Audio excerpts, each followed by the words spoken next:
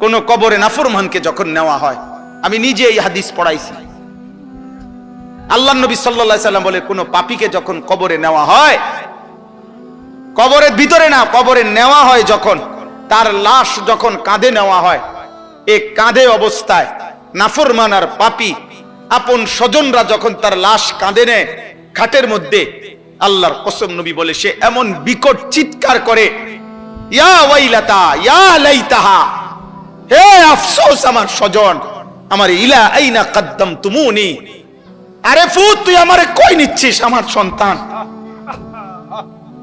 আমার ভাই তুই আমারে কান্দে নিয়ে ওদিকে নিচ্ছিস কেন? মনে আমারে মাইরা ফেলবে তো, আমারে কবরে দিস না রে আব্বা, আমারে কবরে দিস না, আমারে তো ফেরেশতা মাইরা ফেলবে, আমারে তো শেষ করে ফেলবে, আমারে দিস না। এইভাবে স্বজন নিজের স্বজন ডাকে যে, কারণ আপন জনরাই তো লাশ কাঁধে নেয়, আপন জনদেরকে ডাক দে, আব্বা এটা করিস না, আব্বা আমারে নিস না ওইদিকে।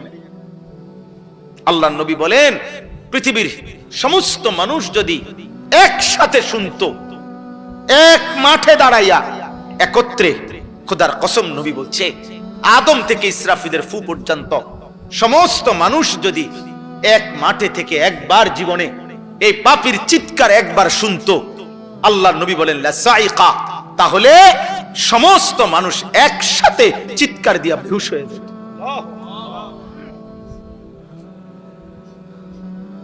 তোমরা মস্কারি মনে করছো, শেষ পর্যন্ত দিন শেষে মিলাইয়া দেখো অর্জন তো কিছুই নাই। যত নারী দেখছো কেউ তোমার আপন না, মোবাইলের নর্তকী তো তোমার না, নর্তকী তো তোমারে ধোকা দিছে আব্বা, নর্তকী তো তোমারে ধোকা দিছে, সিনেমার নর্তকী তো তোমার না, রাস্তার বেপর্দা মেয়েটা তো তোমার না, তোমার কিচ্ছু না, সে তো রূপ যৌবনের ফেরি করে।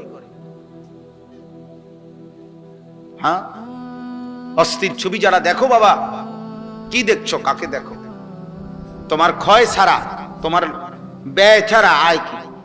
মোবাইল গেল, এমবি গেল, চার্জ গেল, টাকা গেল, কোমরের ক্ষমতা গেল, হারাম বীর্যপাত হইল, লজ্জাস্থানের সক্ষমতা নষ্ট হইল, শেষ পর্যন্ত একদিন পঙ্গু, অচল ছাড়া, ধ্বজভঙ্গ ছাড়া আর কি?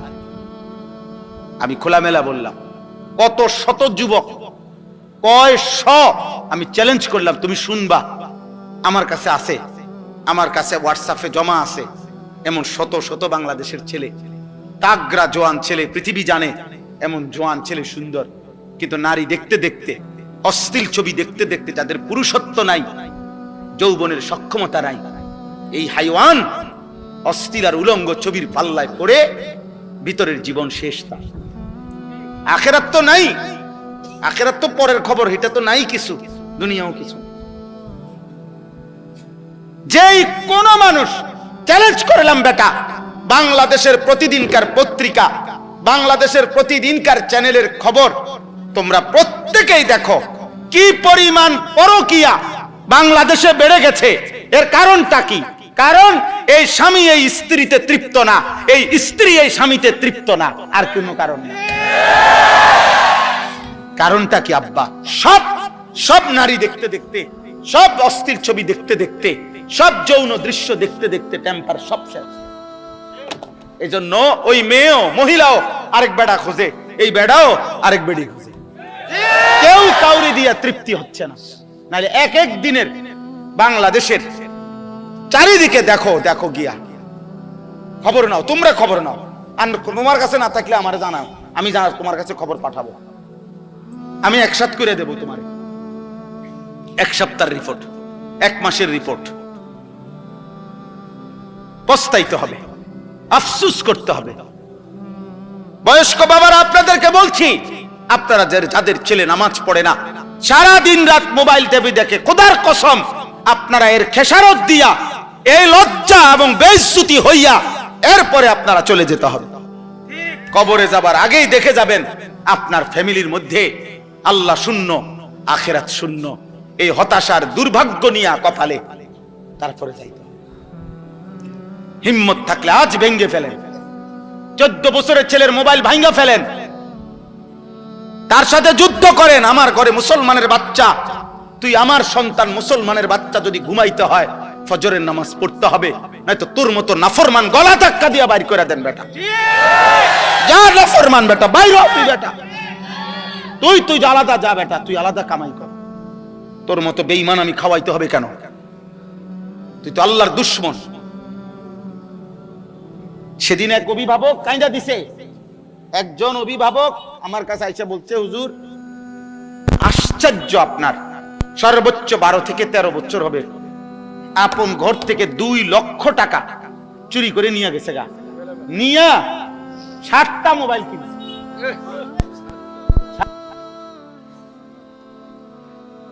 বলো আব্বা। এক ফার্নিচার দোকানদার, উনি বলছে হুজুর আমার 2.5 লক্ষ টাকা কষ্ট করে জমানো টাকা, আমি নতুন মাল উঠামো, আমার ফুতে আমার ক্যাশের টাকাগুলা নিয়া 3 দিনে অনলাইনে জুয়া খেললা। আমিও এখন কাঁদি, আমার ফুতেও কাঁদে।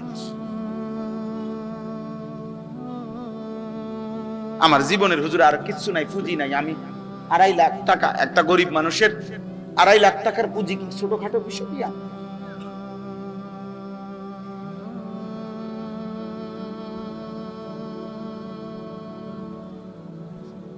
হ্যাঁ, এই জন্য আব্বা একদিন অভাবে পড়বেন আমরা। বারবার অভাব মনে করাই দিছে, আল্লাহ আবার দয়া করছে, আবার দয়া করে, আবার দয়া করে, আবার ছাড় দেয়, আবার ছাড় দেয়, আবার ছাড় দেয়, আবার ছাড় দেয়। শুধু একটা মাত্র বিষয়, তেল একটু ঘাটতি, জনজীবনের কি অবস্থা, মানুষের উপার্জনের কি অবস্থা বলেন? কত মানুষের উপার্জন, আমি তো প্রায় বলছি যে কত ভাবছি, ঢাকা শহরে হাজার হাজার ছেলে এখন ইদানিং কালে যারা মোটরসাইকেল দিয়া উপার্জন করে প্রতিদিন, মানে মোটরসাইকেল দিয়ে তাদের কামাই, হ্যাঁ ওভার পাঠাও এগুলা দিয়া, তাইলে এই ছেলেগুলোর ফ্যামিলি চলে, বউ বাচ্চা চলে। অনেকে আশা ভরসা করে শহরে বাসা লইছে, ছোট্ট বউ বাচ্চা নিয়ে চলতেছে, এই ছোট ইনকামটা দিয়া মার মুখে হাসি ফুটে। তাহলে এরা যদি 15 দিন তেল না পায়, তার ফ্যামিলি চলবে কিভাবে? আর আমাদের ছেলে পেলেদের চেহারা দেখলে বোঝা যায় অসভ্য, এমন অসভ্য যে পৃথিবীতে দুর্ভিক্ষ আসুক, মহামারী আসুক, আমার উপরে যদি আসমানও ভাঙ্গা পড়ে হুজুর, আমি আমার নারী নর্তকী মোবাইল ছবি দেখা থেকে 1 সুতা নড়বো না। আল্লাহরে বলেন আপনারা হুজুররা যদি বলিয়া আল্লাহরে আমগো মাথার উপরেও যদি আযাব দেয়, আমি আল্লাহরে সেজদা দেব না, দেবই না। আপনি আরো কইলো দিতাম, আমি নামাজ পড়তাম না, সাফ কথা। এই হলো তোমাদের অধিকাংশ ছেলে কলিজার ভিতরে, তোমরা এমন শক্ত অবস্থান নিয়ে নিচ্ছ, মানে আল্লাহর সাথে, যে আল্লাহকে চ্যালেঞ্জ ঘোষণা করে দিলা আর কি, যে আপনারে দেখায় দেব, সেজদা আপনাকে দেব না, আপনি কি করতে পারেন? ঠিক আছে আব্বা, চলো, কোনো সমস্যা নাই, কেউ কারোর জন্য থামবে না। এই পৃথিবীতে এর চাইতে বড় বড় পাপীরা ধ্বংস হয়েছে না? এই দেখেন আল্লাহ তাআলা বলেন, আমিনতুম মান ফিস সামাই আন ইয়াখসিফা বিকুমুল আরদা ফাইদা হিয়া তামুর। আল্লাহ তাআলা বলেন, বান্দা, ওই আসমানের মাওলা রব আল্লাহ, তার থেকে তোমরা কিভাবে এতটা, হে পাপীরা, এতটা নিরাপদ কেমনে হয়ে গেলা? তোমরা কি জানো না ওই আল্লাহ চাইলে জীবন্ত মাটির নিচে দাফন করে দিতে পারে? তখন তো তোমাদের মতো নাফরমানকে মাটির নিচে নিয়া মাটি কাঁপতে থাকবে। এই পৃথিবীতে কোন পাপীকে আল্লাহ তাআলা মাটির নিচে দাফন করছেন? জীবন্ত করছেন না?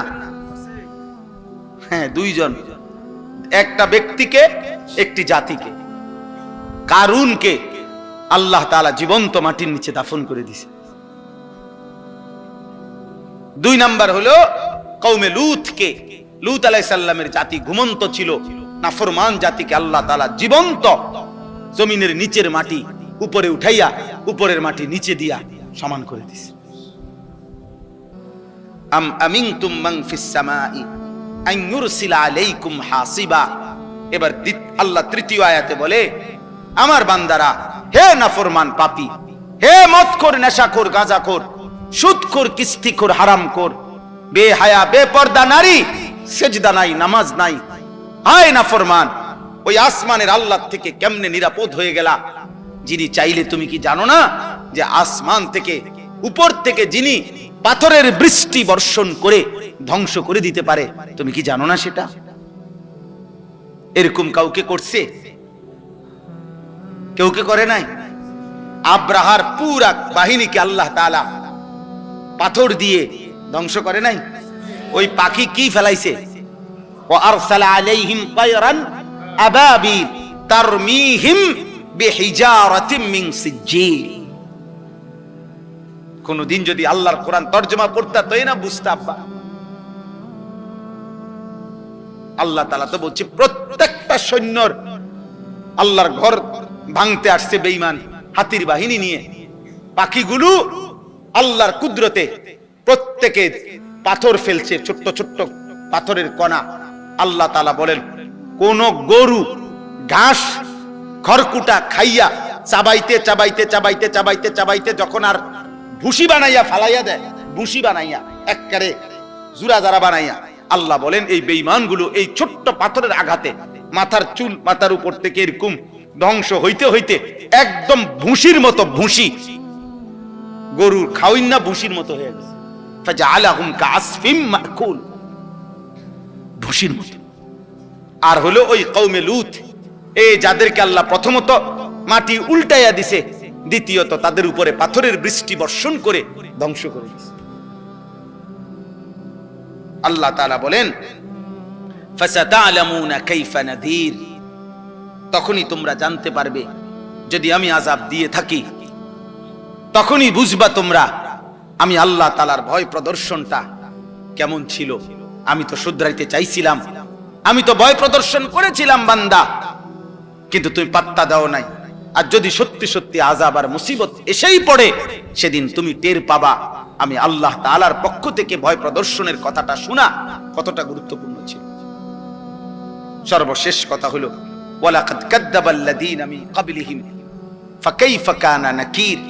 আল্লাহ তাআলা বলেন, হে পৃথিবীবাসী, তোমরা যে যেখানে পাপ করছো, আমি কিংবা আপনি, যুবক ভাই তোমরা কিংবা বয়স্করা, পর্দার আড়ালের মা কিংবা বোন, আল্লাহ আমাদের সবাইকে বলছে, তোমরা যে যেখানে পাপ গুনাহ করছো, নাফরমানি করছো, তোমাদের কাছে আমি আল্লাহ বলতে চাচ্ছি বান্দা, ইতিপূর্বে যারা আমি আল্লাহ তাআলার একটা একটা কথাকে মিথ্যা মনে করেছে, আমার নাফরমানি করেছে, তোমরা প্রত্যেকে ইতিহাসের পাতা থেকে খবর নাও তাদের পরিণতি কি হয়েছে।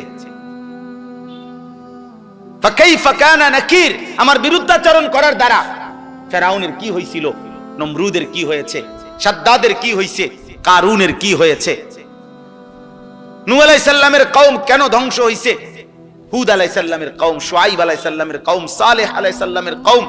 আল্লাহ বলেন, এভাবে একবার দুইবার না তো বান্দা, এই পৃথিবীতে তো আমি বারবার বারবার বারবার বারবার বারবার দেখাইছি, বারবার দেখাইছি পাপীর পরিণতি কি হয়েছে।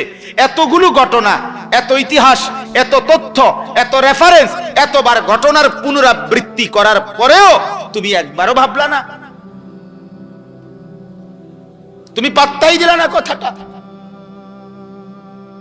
আল্লাহ আমাদেরকে বুঝ দান করেন। অতএব আজকে সমস্ত কিশোর যুবক ছেলে বাবা সবার কাছে আমার অনুরোধ, প্রিয় ভাই, পৃথিবীর অবস্থা এ দেখবা একবার লাগে একবার ছোটে, যুদ্ধ একবার বাঁধে আবার ছোটে, কিন্তু এই সব কিছু এটাই ভবিষ্যৎবাণী করে যে অচিরেই সারা পৃথিবীব্যাপী তীব্র ক্ষুধা, দারিদ্র, অভাব এবং সারা বিশ্ব এই যুদ্ধের প্রভাবে প্রভাবিত হবে। এভাবেই প্রত্যেকে নিয়ম হলো, রাসূলুল্লাহ সাল্লাল্লাহু আলাইহি সাল্লাম হাদিসে স্পষ্ট বলছে, ফিতনার জামানায় যে ফিতনার দিকে উকি দিবে, নবীজি বলছে মানে উকি দিয়ে কি তো হইছে রে সাই, আল্লাহ রাসূল বলছে উকি দিলেও ফিতনাই ওই ব্যক্তিকে টেনে ফিতনার মধ্যে জড়ায়। উনি গেছিল এমনি কি তো হইছে, এই বেটা তুই কি তো হইছে কিতা পারে না তোর কি, আর কি তো আমরা সেতেন কা, আমি আপনাদের কইলাম কত কথাটা না জিগাইলাম কি তো হইছে, আমি এই লাগিয়া গেল আর অনেক এরো ঢুকাই দিল, বুঝেন না কথাটা। এবারে উনি গেছে, হ্যাঁ এবারে উনি গেছে, আও কিছে, এবারে উনার মানে উকি দিছে, উনি শুধু ঘটনাটা শুনতে চাইছে, উনারও কি করে দিছে লাগাই।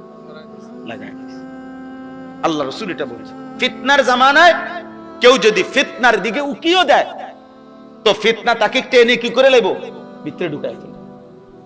নবীজি সাল্লাল্লাহু আলাইহি সাল্লাম বলছেন কিছু মানুষের অন্তর থাকে উল্টানো কলসির মতো, এটা বিশুদ্ধ হাদিস।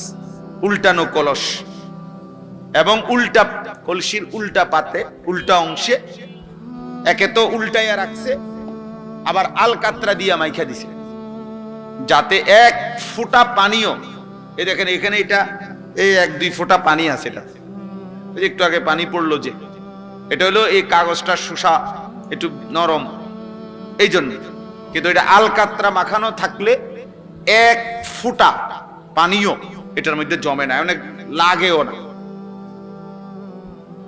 তো আল্লাহর নবী সাল্লাল্লাহু আলাইহি ওয়াসাল্লাম বলেন কিছু নাফরমানের দিল এমন যে দিলটা উল্টানো আলকাতরা মিশ্রিত কলসির মতো, লা ইয়ারিফু মারুফান ওয়ালা ইউনকিরু মুনকারা, এই শব্দটা বলছে নবীজি। ওই দিল এত নাফরমান, এত বদনসিব, কোন নেক কাজই তার কাছে নেক কাজ মনে হয় না, কোন গুনাই গুনাহ মনে হয় না, কি বলে কি কয় তার কোনো হিসাব নেই, কোনটা আদেশ কোনটা নিষেধ, এই যে একটা পার্থক্য আলাদা বুঝা যে এটা আমার জন্য আল্লাহর হুকুম, এটা আমার জন্য আল্লাহ তাআলার নিষেধ, এই বুঝটুকু আর বুঝে না সে চলতেছে খাইতেছে ঘুমাইতেছে পেশাব পায়খানা করতেছে, লজ্জাস্থানের চাহিদা পূরণ হইতেছে, এবার এটা হালাল ভাবে না হারাম ভাবে, বৈধ না অবৈধ, এই পার্থক্যের কোনো দরকার না, যেমনি আসুক টাকা হইলেই হইছে, কষ্ট করছি পরিশ্রম করা টাকা ঠিক আছে এটাও নিল, সুদের টাকা এটাও নিল, কিস্তির টাকা এটাও নিল, মিছা কথা কইও কদ্দুর নিছে, ওজনে কম দিয়েও কতটুকু নিছে, সব মিলাইয়া 10 লাখ, সব মিলাইয়া 1 লাখ, সব মিলাইয়া ভালো মন্দ পেশাব পায়খানা মিল্লা পাক নাফাক হালাল হারাম মিলে 10,000 টাকা। এই যে এই মানুষগুলো এরা বদনসিব, দুর্ভাগা, যার কাছে সব একরকম, মাকেও দেখে, বোনকেও দেখে, স্ত্রীকেও দেখে, এদেরকে দেখা হালাল, আবার মোবাইলে টেলিভিশনের নর্তকীও দেখে, অশ্লীল ছবিও দেখে, উলঙ্গ নারীও দেখে, বেহায়া নারীও দেখে, এই দুইটাই তার কাছে বরাবর। হালাল হারামের আলাদা কোনো পার্থক্য নাই, যখন যেটা সামনে পাইছে এটাই দেখছে, যাই পাইলাম তাই নিলাম, যাই পাইলাম তাই খাইলাম, যাই পাইলাম তাই ভোগ করলাম। দুনিয়া মানে ভোগ করছি, জীবন মানে উপভোগ, জীবন মানে আব্দুস শাহওয়াত, লজ্জাস্থানের গোলাম। কিছু নাফরমান আছে যার জীবনটা হলো সে মূলত আসলে লজ্জাস্থানের গোলাম, অর্থাৎ তার লজ্জাস্থানের যত চাহিদা এটা পূরণের জন্যই তার জিন্দেগির সারাদিনের আয়োজন। এই মোবাইল টিপতেছে, নারী দেখতেছে, ছবি দেখতেছে, নাটক দেখতেছে, বেপর্দা নারী দেখতেছে, বন্ধুদেরকে নিয়ে নোংরা নারীকে কেন্দ্র করে অসৎ কথাবার্তা বলতেছে, সবকিছুর মাকসাদ কি? ওই লজ্জাস্থানের চাহিদা। এই আব্দুস শাহওয়াত এ মূলত লজ্জাস্থানের গোলাম, এ নিকৃষ্ট গোলাম। এই জন্য এটা বললাম আর কি, দিল এমন বানাইতে নাই, এমন দুর্ভাগা হইতে নাই। কুরআনুল কারীম আল্লাহ তাআলা বলছে ফাযাক্কির ইন্নামা আনতা মুযাক্কির, নবীজিকে আল্লাহ বলছে বন্ধু প্রতিনিয়ত আপনি উপদেশ দিতে থাকেন, আর এটা মনে রাখবেন আপনি শুধুই কেবল একজন উপদেশ দানকারী, লাস্তা আলাইহিম বিমুসাইতির, আপনি তাদের উপরে শাসক নন, আপনি কোনো জল্লাদও নন, আপনি কোনো শাসকও নন যে যদি আল্লাহর কথা না মানো, সেজদা এখন না দাও তো কল্লা ফালাই দেব, ফাঁসি দিয়ে দেবো এখন।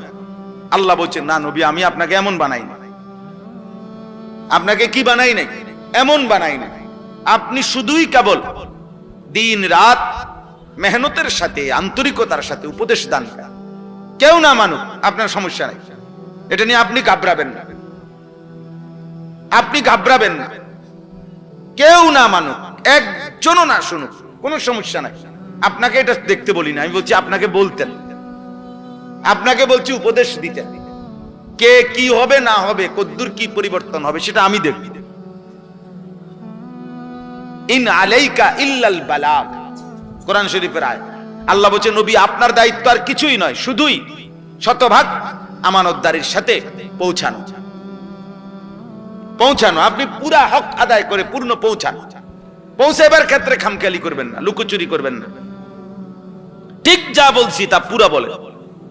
ইয়া আইয়ুহার রাসূল বাল্লিগ মা উনজিলা ইলাইকা মির রাব্বিক, হে আমার রাসূল, আপনার রবের পক্ষ থেকে যা কিছু নাজিল হয়েছে তা পূর্ণ, মা উনজিলা, যা কিছু নাজিল হয়েছে সব আপনি পৌঁছায় দেন।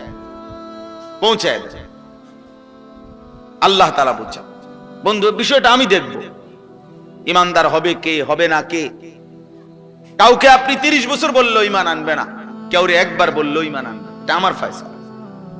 আবু তালেব নবীজি সাল্লাল্লাহু আলাইহি সাল্লামের খেদমত করছে। আবু তালেব নবীজির চাচা, 38 বছর, 38 বছর একটা, কিন্তু ইমান জোটে নাই, মালিকের ফয়সালা ছিল। আবু বকর সিদ্দিক রাদিয়াল্লাহু তাআলা আনহুকে শুধু একবার নবীজি বলছে, প্রথমবার বলাতেই উনি কালেমা পড়ে মুসলমান হয়েছে। দ্বিতীয়বার বলে নাই, আর একবারই বলছে, একবারই সই, একবারই তিনি ঈমানদার হয়েছে। তাহলে ফয়সালা আসলে কার? কেউ 38 বছর খেদমত করলো নবীজির, আল্লাহ ঈমান দিল না, আর ওই আরেকজন তরবারি নিয়ে যাইতেছে, হত্যা করবে নবীকে, আল্লাহ বলছে আমি হেরে ঈমান দিলাম। আরে কি কর, ওমরকে কেন ঈমান দিলেন? ওমর কি তখন যাচ্ছিলেন নবী সাল্লাল্লাহু আলাইহি সাল্লামকে হত্যা করার জন্য না? তো আল্লাহর ইচ্ছা হইছে, তাহলে এই অবস্থায় বুঝি ঈমান দেয়। আর ওই বেটা এত খেদমত করে ঈমান পাইল না।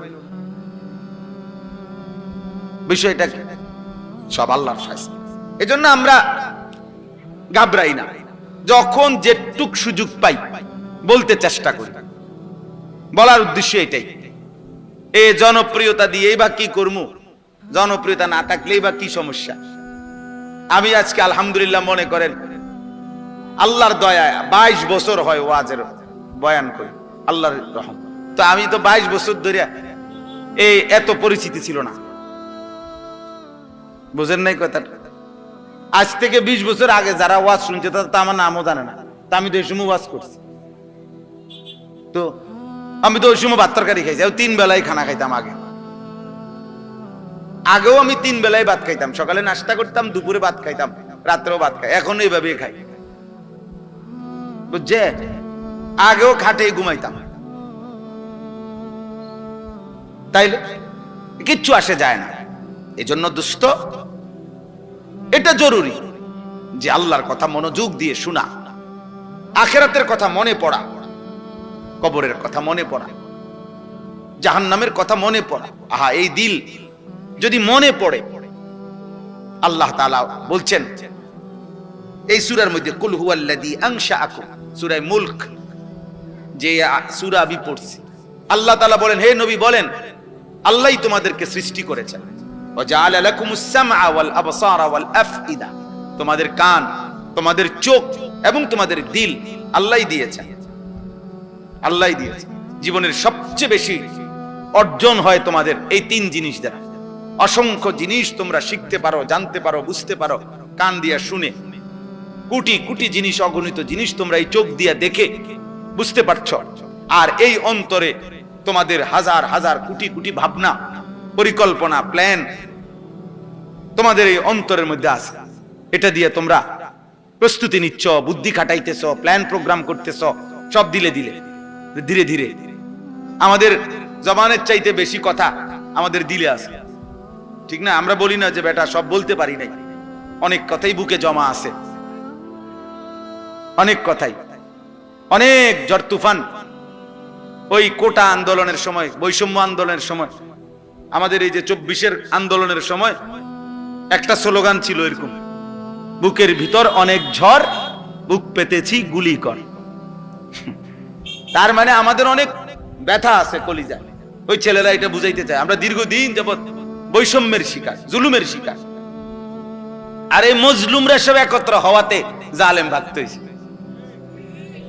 হ্যাঁ হ্যাঁ, বাস্তব,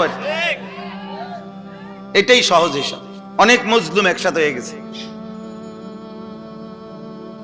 ফলে জালেম চলে যেতে হয়েছে, এটাই বাস্তব। এই প্রতিবারই ইতিহাস এভাবে ঘুরে ঘুরে আসে। যখনই জালেম সীমা লঙ্ঘন করে, মজলুমের আহাজারিতে জালেম ধ্বংস হয়েছে। সময় নেয় আর কি, কখনো কারো জন্য 20 বছর, কারো জন্য 200 বছর, কারো বেলায় 40 বছর, কারো বেলায় 400 বছর সময় নেয়। এতটুকু সময়ের ব্যবধান হয়, কিন্তু জুলুমের ধ্বংসই হয়। জুলুমের কি হয়? পাপী লজ্জিতই হয়, নাফরমান ঘৃণিতই হয়, সময়ে ব্যবধান হয়। আজকে হয়তো তোমার ব্যাপারে কেউ টের পায় না, বাকি টের পাবেই। তোমার অসভ্যতা, চরিত্রহীনতা টের পাবে। অফিকা উয়ুবুন ওয়ালিন্নাসি আয়ুন, আরবি ভাষার একটা প্রবাদে, আরবি ভাষায় বলে তোমারও দোষ আছে, মানুষেরও চোখ আছে। বলে যে মনে রাখো, তোমারও দোষ আছে, মানুষেরও কি আছে?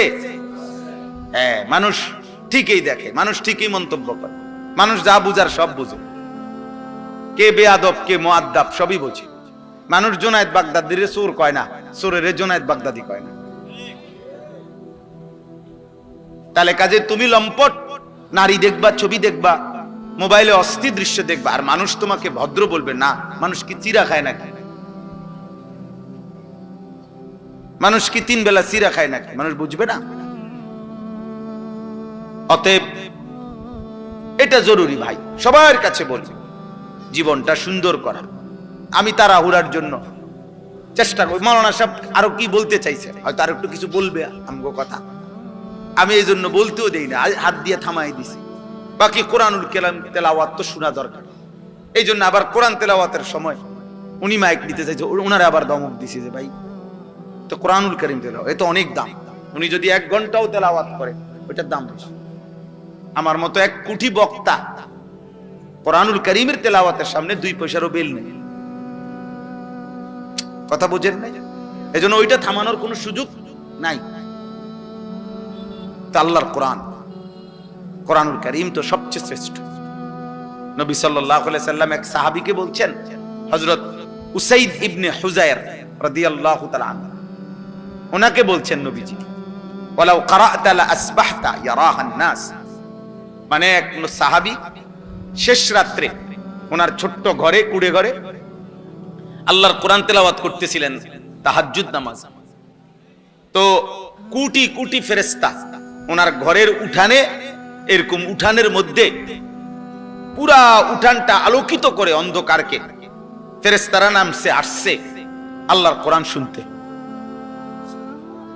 তো উনি ওনার ঘোড়াটাকে বাইরে নিয়ে বাঁধ দিতে গেছে, গিয়া দেখে ওনার উঠানটা আলোয় আলোকিত, চারিদিকে অন্যান্য সব জায়গায় অন্ধকার, কিন্তু ওনার উঠান যেটুকু এটুকু আলো আর আলো, অগণিত আলো। সকালবেলা তিনি নবীজির কাছে বলছে, ইয়া রাসূলুল্লাহ, গভীর রাতে আমি আল্লাহর কোরআন পড়তেছিলাম, তো এরই মধ্যে আমার ঘোড়াটা নড়াচড়া করছিল, আমি এই জন্য ঘোড়াটা তেলাওয়াত বন্ধ করে বাইরে ঘোড়াটা বাঁধ দিয়ে আসতে গেছি। বাইরে বাঁধতে আসতে ঘর থেকে দেখি আমার উঠানটা আলোয় আলোয় ভরপুর অবস্থায় ছিল।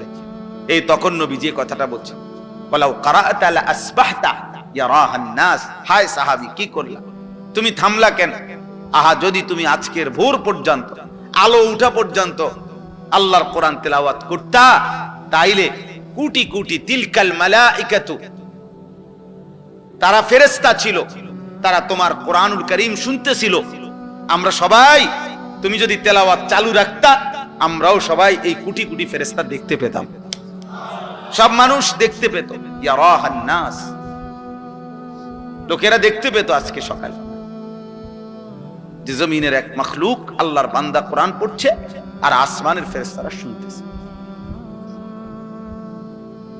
হ্যাঁ, যে ঘরে কোরআনুল কারীম তেলাওয়াত হয়, আল্লাহর নবী সাল্লাল্লাহু আলাইহি সাল্লাম বলছে, শয়তান সেখান থেকে তৎক্ষণাৎ দূরে সরে যায়। কেন এত গুনাহ হয়? কোরআনুল কারীম তেলাওয়াত নাই যে। মা বাবা, ছেলে মেয়ে, নাতি দাদি, কারো জবানে তো আল্লাহর কোরআন নাই।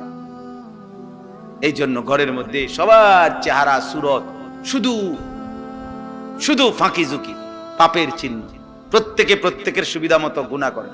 বাপে বাপের সমবয়সীদের সাথে গুনাহ করে, মা মার সমবয়সীদের সাথে গুনাহ করে, জিয়ে জিয়ের সমবয়সীদের সাথে গুনাহ করে, ফুতের সমবয়সীদের সাথে গুনাহ।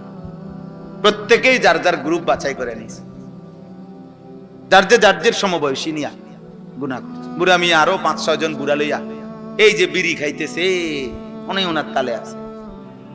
মহিলা পাশের ঘরের 3-4 ঘরের ভাবিদেরকে নিয়ে বেহুদা গল্প করতেছে, বেহুদা কাহিনী বলতেছে, একটা 3 পিসের ঘটনা কইতেছে, এটা সবাই শুনতেছে, এটার উপরে আবার কথা বলতেছে। আহা, অথচ প্রত্যেকের গায়ে জামা আছে, প্রত্যেকেরই এগুলো আছে, বেহুদা বলতেছে। অথচ আল্লাহ নবী সাল্লাল্লাহু আলাইহি সাল্লাম বলেছেন, লা তাজআলু বুয়ুতাকুম মাকাবির, তোমরা তোমাদের ঘরগুলো কবরস্থান বানাইও না, কবরস্থান বানিয়ে ফেলো না। ফা ইন্নাশ শাইতানা ইয়ানফুরু মিনাল বাইতিল্লাযী তুকরাউ ফীহি সূরাতুল বাকারা, যেই ঘরে সূরা বাকারা তেলাওয়াত করা হয়, নবীজি বলেন তৎক্ষণাৎ ওই ঘর থেকে শয়তান দূরে সরে যায়। কোরআনুল কারীম তেলাওয়াত করলে শয়তান সরে যায়। আব্বা, তোমাদের অনেক ছেলে আছো মাশাআল্লাহ, সবার কাছে বলি, যতক্ষণ পর্যন্ত আল্লাহ না চিনবা, রাসূল না চিনবা, আল্লাহর কোরআন ধরতে না পারবা, ততক্ষণ জিন্দেগি সুন্দর হবে না, সুন্দর হবে না। এই সারাক্ষণই মন চাইবে, যতই বলি কাফের মুশরিকদেরটাই ভাল লাগবে, কারণ তুমি তো ঈমান আমল হওয়ার জন্য জাত পাথেও, আপনি তো সেটা গ্রহণই করেন। আপনি পানির গ্লাস নিয়ে বইয়া থাকলে তো চায়ের মজা পাবেন না, আপনাকে তো চা পাতা, চিনি, পানি মিশাইতে হবে, মিশাইতে হবে। অতএব আমি তো আমার জীবনে সেজদা মিশাইতে হবে, আল্লাহর কোরআন পড়তে হবে, নাই তো আমার মধ্যে আখিরাতের কথা মনে পড়বে কেমনে? কবরের ভয়, জাহান্নামের ভয় আসবে কিভাবে? যেভাবে আসে সেটা তো আমি গ্রহণই করলাম আমার জীবনে। মোবাইল টিপলে আল্লাহর কথা মনে পড়বে কেমনে? বিড়ি সিগারেট খাইলে আল্লাহর কথা মনে পড়বে কেমনে? কথায় কথায় গালিগালাজ করলে আল্লাহর কথা মনে পড়বে কেমনে? সুদ, কিস্তি, হারামের উপরে থাকলে আল্লাহর কথা মনে পড়বে কিভাবে? আব্বা বলেন, জওয়ান ভাই বলেন, বুড়ো ভাই বলেন, পর্দার আড়ালের মা বোন বলেন, আখিরাতের কথা মনে পড়বে কিভাবে? আল্লাহ তো কোরআন এই জন্য বলছে, সায়াযাক্কারু মান ইয়াখশা, যার কলিজায় আল্লাহর ভয় আছে। আপনি বললে, নবীজিকে বলছে, আপনি বললে সে উপদেশ গ্রহণ করুন। ওয়ায়াতাজান্নাবুল আশকা, আর যে বদনসিব, যার দিলের মধ্যে আল্লাহ, আখিরাত, পরকাল বলতে কিছুই নাই, তো আল্লাহ তাআলা বলেন আপনি যতই বলেন সে দূরে সরবে। আমি এতটুকু কথা প্রথম মনে করাইলাম, আমাদের প্রত্যেকের আন্তরিকতা থাকা দরকার। এই ওয়াজ না, শুধু সব সময় আল্লাহর কথার প্রতি, কোরআনের প্রতি মনোযোগ না থাকলে, আগ্রহ না থাকলে, দিল না থাকলে দোস্ত হবে না। ইন্না ফি যালিকা লাযিকরা লিমান কানা লাহু কলবুন আও আলকাস সামআ ওয়া হুয়া শাহীদ। আল্লাহ তাআলা বলে, নিশ্চয়ই এই কোরআনের মধ্যে তার জন্য উপদেশ রয়েছে যে 3 জিনিস একত্র করে, অন্তর, কান এবং চোখ। শাহীদ মানে উপস্থিত, যে সশরীরে উপস্থিত, তো উপস্থিত মানে যে তার চোখ খোলা সামনে। আল্লাহ তাআলা বলেন দিল মানে অন্তর, কান এবং চোখ, এই 3 জিনিস যে একত্র করবে আমার কোরআন, তার জন্য উপদেশ আছে, তার জন্য উপদেশ আছে। কোরআনুল কারীম, কোরআন সুন্নাহর ইলম, আমরা ছোটবেলায় মাদ্রাসায় পড়ছি, জু গায়রাতিন, খুব আত্মসম্মানওয়ালা, ওই তো বাংলা অঙ্ক ইংরেজি বইয়ের মতো না পড়া। কোরআন সুন্নাহর ইলম জানতেন কারো কাছে ধরা দেয় না, জানতেন কারো কাছে ধরা দেয়। লা ইউতিকা বা'দাহু হাত্তা তু'তিয়াহু কুল্লাক। আমরা ছোটবেলায়, এটা আরবি ভাষার গুরুত্বপূর্ণ কিতাবের কথা, যে তুমি যদি কোরআন সুন্নাহর ইলমের জন্য নিজেকে পুরা সঁপে দাও, উৎসর্গ করে দাও, বিলীন করে দাও, তাহলে ইলম তোমাকে কিছু দেবে,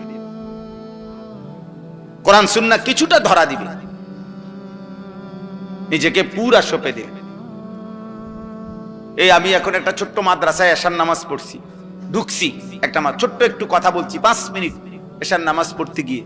তো এগরে এটাই বলছি শুধু এক কথা, যে আব্বা আজীবন দোয়া করবা আল্লাহ যেন তোমার মৃত্যু পর্যন্ত কোরআন সুন্নাহর ইলমের রাস্তায় রাখে।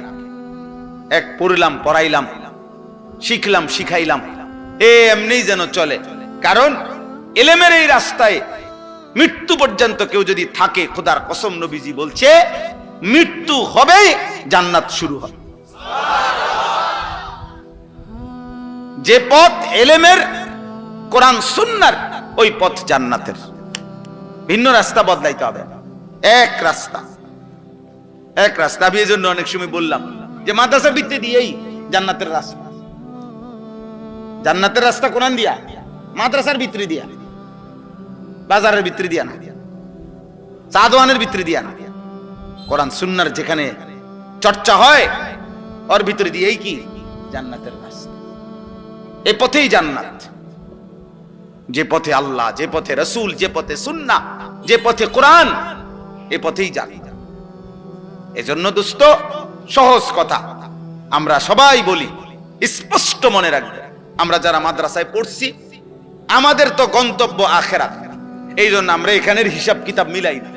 দুনিয়া আমাগরে মূল্যায়ন করে না করে নাই, আমাদের সামাজিক মর্যাদা আছে না নাই, আমাদেরকে জেনারেল শিক্ষিতরা সম্মান করে না করে না, আমাদেরকে সরকার মূল্যায়ন করছে না করে নাই, আন্তর্জাতিক বিশ্ব আমাদেরকে মূল্যায়ন করে না না করে, কিচ্ছু না।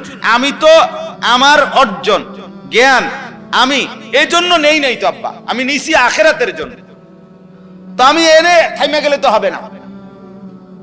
এজন্য হাদিসের মধ্যে আছে নবীজি সাল্লাল্লাহু আলাইহি সাল্লাম দোয়া করতেন, আল্লাহুম্মা লা তাজআলিদ দুনিয়া আকবারা হাম্মিনা। আল্লাহ আমারে এমন বানাইয়েন না যে দুনিয়াই আমার প্রধান একমাত্র পেরেশানি, আমার দুনিয়া নিয়া, এরকম আমার জীবন বানাইয়েন না। ওয়ালা মাবলাগা ইলমিনা, আল্লাহ আমার জ্ঞানের শিখার চূড়ান্ত প্রাপ্তি শুধু দুনিয়া এমন বানাইয়েন না।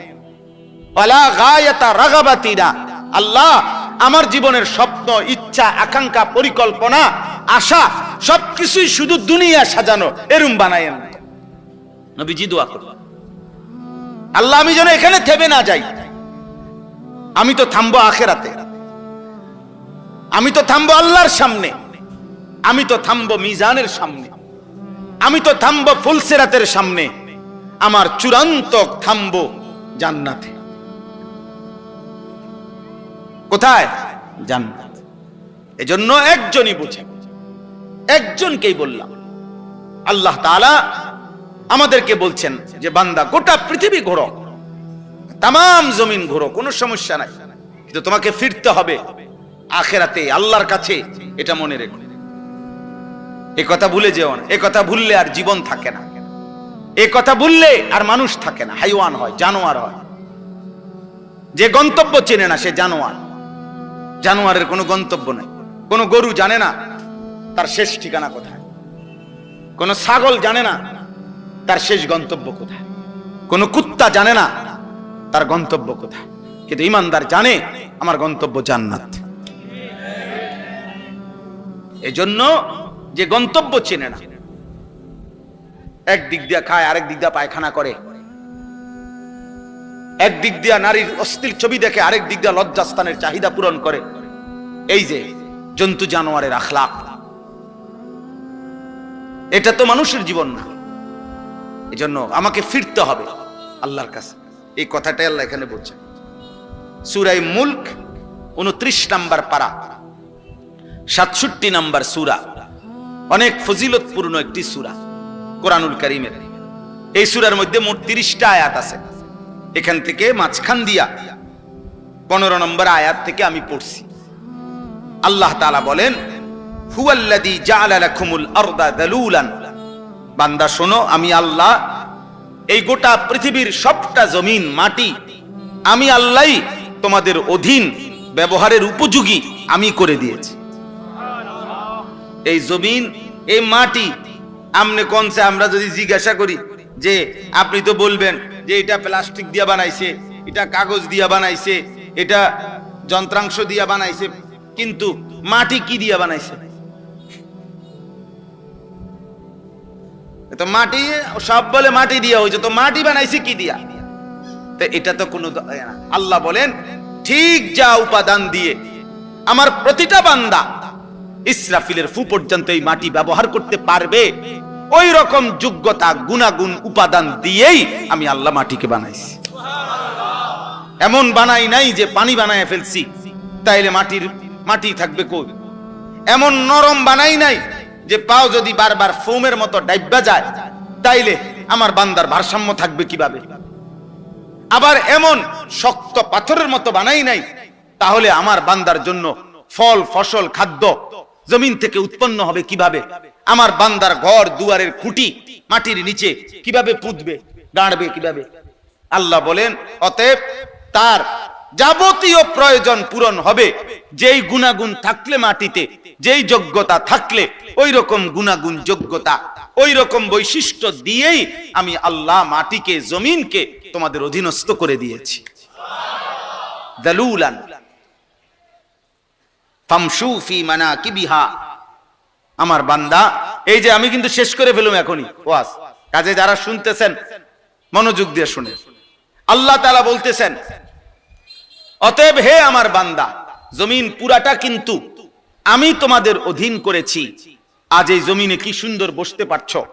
আলাম নাজআলিল আরদা মিহাদা। আল্লাহ বলে বলো না বান্দা, এই জমিন আমি কি বিছানা বানাই নাই? এই যে মাটির বিছানা আমরা এখন কতটা সুন্দর ভাবে এতগুলো মানুষ বসতে পারছি। এটা যদি খাট দিয়া সিস্টেম করণ লাগতো অনেক পেরেশানি হইল। এটা যদি সবার জন্য চেয়ার দিয়া সিস্টেম করতে হইতো অনেক ব্যয়বহুল হইল। ব্যয়বহুল হবে না? এতগুলো মানুষের জন্য যদি চেয়ার দিতে হয় অনেক খরচ বেশি হবে কিনা? সবার জন্য খাট চৌকি যদি দিতে হয় ব্যয়বহুল হবে কিনা? আল্লাহ বলেন এমন সুন্দর মাটি বিছানা করে দিয়েছি যে তোমরা আরামসে সবাই বসতে পারছো। এমন সুন্দর জমিন যে জমিনে প্রতিবার ফসল উঠবার পরে আবার চাষ করলে নতুন ফসলের নতুন উৎপন্ন হওয়ার উপযোগী করে দিচ্ছি। সব আমি করছি বান্দা। ফামশু ফি মানাকিবিহা। অতএব তুমি আমার এই জমিনের, আমার এই পৃথিবীর, আমার এই মাটির যেখানে মন চায় সবটা তোমার জন্য দিলাম। তোমার যেই কোথাও মন চায় তুমি ভ্রমণ করো, তুমি হাঁটো, তুমি ঘোরাফেরা করো, তুমি চলাফেরা করো। তুমি দেশে থাকো, মন চাচ্ছে বিদেশ, যাও বিদেশে যাও। গ্রামে থাকো নয়তো শহরে থাকো, আপনজনের কাছে থাকো, অন্যের কাছে থাকো, যেখানেই যাও বান্দা কোনো অসুবিধা নাই, আমি নিষেধ করছি না। কারণ গোটা জমিন আমার, সবটা জমিন আমি তোমার জন্য দিলাম। অকুলু মির রিজকিহি, এবং আমি আল্লাহর দেওয়া রিজিক সব তোমাদের জন্য। এই আসমান, এই জমিন, এই চন্দ্র সূর্য গ্রহ নক্ষত্র, খাদ্য ফসল ফুল ফল, স্ত্রী সন্তান, জায়গা জমি, অর্থ রোজগার উপার্জন, এই সবকিছু রিজিক। সবকিছু, শুধু বাত্রে কি বলে না, রিজিক বলেন। এক মানুষ দুনিয়ার হায়াতে আল্লাহর পক্ষ থেকে যা কিছু পাচ্ছে সব রিজিক। স্ত্রী এটাও রিজিক, ছেলে মেয়ে এটাও রিজিক, আলো বাতাস এটাও কি রিজিক। সব রিজিক আমাদের, মানে আমরা দুনিয়ার হায়াতে যা পাচ্ছি সব রিজিক। আল্লাহ বলেন ওয়াকুলু মির রিজকিহি, তোমরা সবাই আমার দেওয়া রিজিক থেকে খাও, ভোগ করো, ব্যবহার করো, কোনো অসুবিধা নেই। জমিন তোমাকে দিলাম তোমার অধীন করে, তুমি জমিনের যেখানে মন চায় সেখানেই বসবাস করো, চলাচল করো, তুমি যেখানে মন চায় যাও। আমার দেওয়া রিজিক সব আমার, আমার রিজিক তুমি তালাশ করো, বক্ষণ করো, তোমাকে অনুমতি দিলাম। শুধু আল্লাহ বলে বান্দা তুমি খাও কিংবা ঘুমাও, হাঁটো কিংবা চলো, ঘরে কিংবা বাইরে থাকো, দেশে কিংবা বিদেশে থাকো, শহরে কিংবা গ্রামে থাকো, রাতে কিংবা দিনে থাকো, একাকী কিংবা সবার মাঝে থাকো, সর্বাবস্থায় আমার জমিনের মধ্যে থাইকা শুধু একটা কথা মনে রাখবা, ওয়া ইলাইহিন নুশুর, আমি আল্লাহর কাছে ফিরতে হবে। থাকতে থাকতে যদি 1000 বছরও থাকো তারপরেও ফিরতে হবে। আমা হুয়া বিমুজাহজিহি মিনাল আযাবি আন ইউআম্মার। কোরআন কারীমে আছে প্রত্যেক পাপী নাফরমান মনে মনে কল্পনা করে, হায় যদি 1000 বছর হায়াত পাইতাম। আল্লাহ বলে আচ্ছা ধরে নাও, দিলাম। ধরে নাও তোমাকে দিলাম আমি বান্দা 1000 বছর, কিন্তু তুমি শুধু বলো তো 1000 বছর পরে হলেও তোমাকে কবর, মৃত্যু এবং নাফরমানির শাস্তি, আযাব, সেটার থেকে তুমি তোমাকে মুক্ত করতে পারবা কিনা, সেটার থেকে তুমি তোমাকে ফেরাইতে পারবা, পারবে? বলে আপনি এটা বলতে পারবেন নি যে হুজুর আর 5টা বছর যদি হায়াত পাই তাহলে আল্লাহর রহমতে যেমনে গুছাইতে আসি, আশা করি 5টা বছর আর সুযোগ পাইলে আজরাইলের আব্বাও আমার কাছে আসতে পারবে না, এমন ব্যবস্থাপনা আছে কি কারো কাছে? তাইলে তাইলে আমেরিকা, ইসরায়েল বহুদিন আমেরিকা যুদ্ধ লাগে না মনে করছে অনেক কিছু আছে এক কাছে, অন্ধে যে কিচ্ছু নাই, বেল নাই। হ্যাঁ, এই বুড়া শয়তান, এই দাজ্জাল, এই ফেরাউন ট্রাম্প, এই বেঈমান কাপুরুষ প্রতিদিন দিনে যাই হুমকি ধমকি দেয়, রাতে সারা পৃথিবীর সাথে যোগাযোগ করে কেমনে থামবে, বুঝেন নাই? এই জন্য এটাই বাস্তবতা। আল্লাহ তাআলা বলে বান্দা ওয়া ইলাইহিন নুশুর, শুধু এই কথা মনে রেখো তোমাকে ফিরতে হবে। ওয়া ইলাইহি তুরজাউন, আল্লাহর কাছেই তোমাদেরকে ফিরতে হবে। ওয়া ইলাইহি তুহশারুন, আল্লাহর কাছেই তোমাদেরকে জমা হইতে হবে। ওয়া ইলাইহিল মাসির, আল্লাহর কাছেই তোমাদের প্রত্যাবর্তন। এভাবে বহু আয়াত আছে কোরআন, বহু আয়াত। আমরা ঘুম থেকে জাগলে দোয়া পড়ি, আলহামদুলিল্লাহিল্লাযী আহইয়ানা বাদামা আমাতানা ওয়া ইলাইহিন নুশুর। অর্থ হইল আল্লাহ, প্রত্যেকবার এই ঘুমাইলাম আমি তো মরেই গেছিলাম, কারণ মানুষের প্রত্যেক ঘুমের সময় আল্লাহ তাআলা তার রূহু দেহ থেকে আলাদা করে ফেলে। এটা কোরআন শরীফের আয়াত, সূরা জুমার 24 নম্বর পারায় আছে। প্রত্যেক বান্দা মৃত্যুর সময়, আরে ঘুমের সময় যতবার ঘুমায় ততবার তার রূহু তার দেহ থেকে, আব্বা তুমি বাবা উঠে যাও, আব্বা এনতে উঠো, ওঠ বেটা, ওঠ, যাও বেটা আনতে যাও,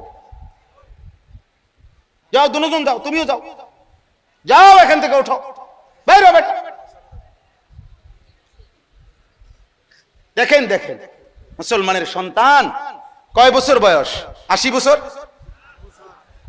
তাইলে 8 থেকে 10 বছর বয়সী যেই সন্তানের হাতে 2টা বড় মোবাইল দিছে যেই অভিভাবক, ওই 2 অভিভাবক এরা 100 জালেম। যদি মা হয় ওই মা জালেম, যদি বাবা হয় ওই বাপ জালেম। এই জালেম সন্তান নষ্ট করে দিল। কোন মাদ্রাসা কোন সন্তান নষ্ট করে নাই, কোন মক্তব কোন সন্তান নষ্ট করে নাই, কোন মসজিদের ইমাম কোন সন্তান নষ্ট করে নাই, কোন মাদ্রাসার ওস্তাদ কোনদিন নষ্ট করে নাই।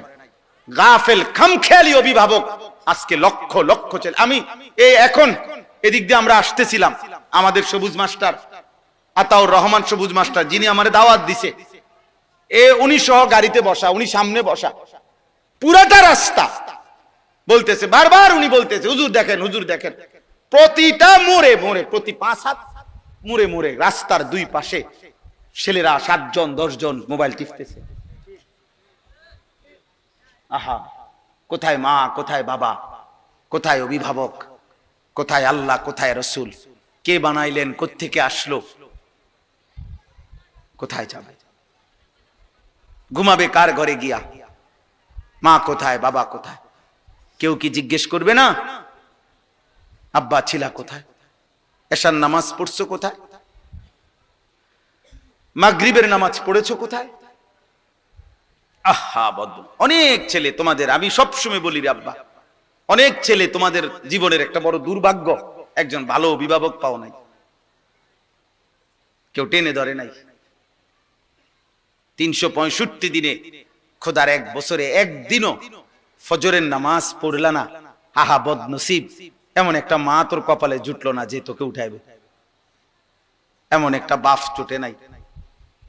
365 দিনে কেউ তোমারে আল্লাহ চিনাই দিবে, আখেরাত মনে করাই দিবে,